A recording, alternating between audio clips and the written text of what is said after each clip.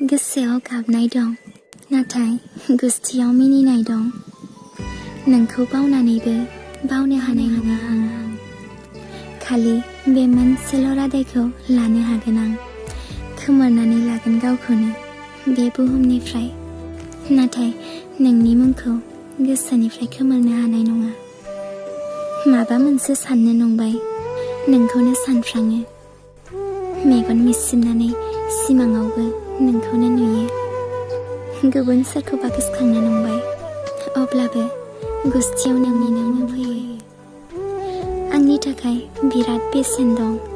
जायखिजाया नोंनि थाखायानो जाथों नोंनि होनाय मेगननि मोदैयानो जाथों जिउआव मोननै जिनिसा बायनो थाखायनो जायो हां आरो फोथायनाय हां गैयाब्ला मानसिया खेबसेल' थैयो नाथाय फोथायनाया गोमायोब्ला बारे बारे थैयो